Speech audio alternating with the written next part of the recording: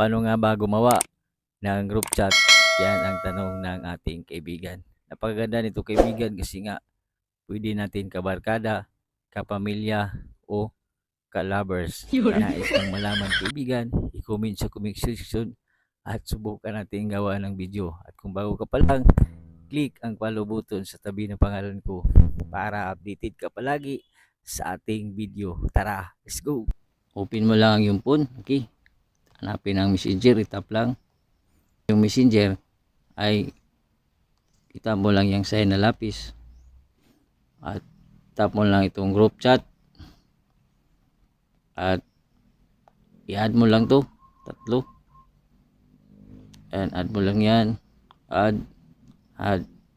Then, create mo lang. Yan. At dito, lagyan mo lang ng name. Yan.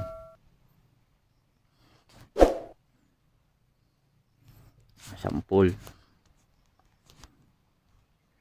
Yan. Pag nalagay mo na ang name ng group, i-save mo lang at mayroon ka ng group sa messenger. So, hindi ko lang i-save kasi nga sample lang to. Huwag kalimutang i-share ang ating videos. Salamat!